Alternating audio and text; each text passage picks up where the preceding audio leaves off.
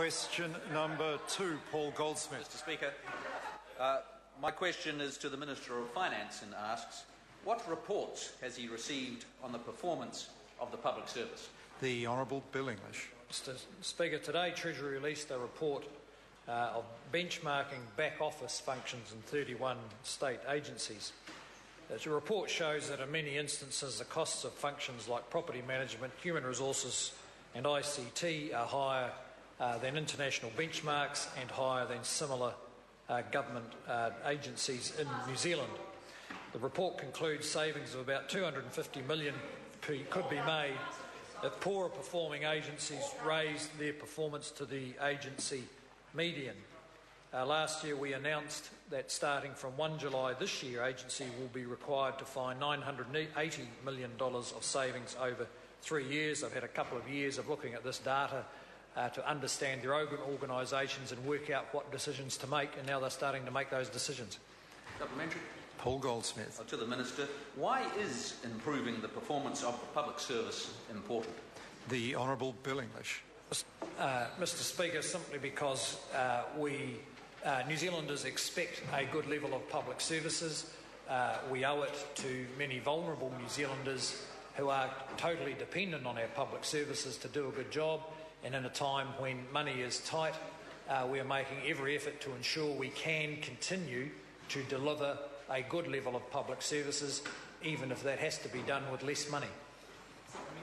Chris Hipkins. Thank you, Mr. Speaker. Supplementary to the Minister. Does he stand by the Prime Minister's statement that, quote, "Let me reiterate National's position.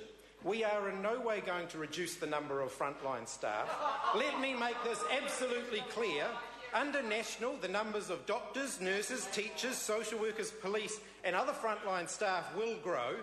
And if so, how does he reconcile that statement with the recent news DHBs are looking to shed medical staff, education officials are considering increasing class sizes, police are looking to reduce the number of staff, Housing New Zealand are laying off staff and replacing them with a call centre, and the Ministry of Foreign Affairs and Trade is reducing consular services and replacing them with an 0800 number as well?" The Honourable Bill English. Well, Mr. Speaker, yes, I do stand by the Prime Minister's statement, because since he became Prime Minister there are 600 additional frontline police, 1,600 extra teachers, over 2,000 more nurses and allied health staff, and 800 more doctors working in our public health service. But unlike the previous government, this government is interested in whether those extra staff are achieving what we want them to achieve. And if extra staff are fulfilling administrative functions that are unnecessary, then we are likely to try and move those resources to the front line. Paul Goldsmith. To the Minister, what progress has been made in reducing back office costs?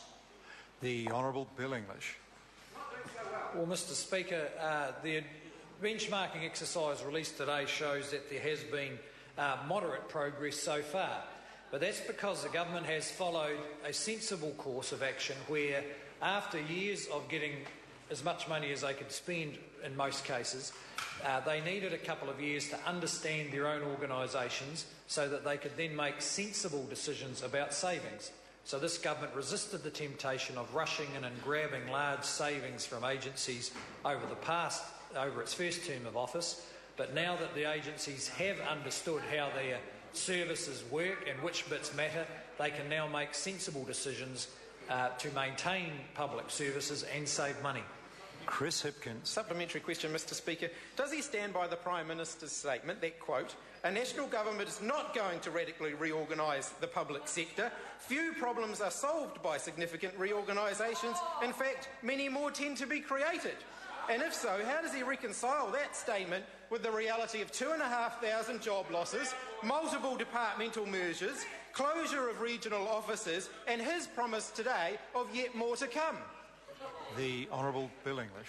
Well, Mr. Speaker, yes, I do stand by the Prime Minister's statement, and the government has actually not gone for large-scale structural reform. What we've done is work through with the public service better understanding of their own organisations. We put a strong focus on maintaining public service, on developing the leadership needed to make change, and on giving them the tools to do it. The time has come now, though, where they are starting to make changes. And I'd have to say the Labour Party appear to be the only people in New Zealand who believe that public service is exempt from all the pressures that have applied to households and businesses right through this country. Paul Goldsmith. Speaker, finally to the Minister, what progress has the government made in improving frontline services? The Honourable Bill English. Well, Mr Speaker, just to use a couple of examples, the Public Health Service is now completing 27,000 more elective operations this year compared to when we took office, and recorded crime rates have dropped by 7% in total per head of population. Now, there are some signs of progress, but there are a lot of other areas in the public service where we need to make even more progress, and we will continue to do that even though money is tight. We're not just making savings, we're also going to improve results. Supplementary question, the Right Honourable Winston Peters. Given that Prime Minister Holyoake had about 5 people in his department and the present Prime Minister has about 126, when are we going to see some cuts from the Prime Minister's department in terms of staff? The Honourable Bill English. Well, Mr Speaker, I would have thought the member would have a slightly better understanding of what DPMC does these days, including, for instance, the operation of the Governor-General, which was handled differently back in Keith Holyoake's day. But I can assure you that the Prime Minister is cooperating at least as much as every other minister with the need to be careful how money is being spent. Question number 3, Dr Russell Norman. Thank you, Mr Speaker.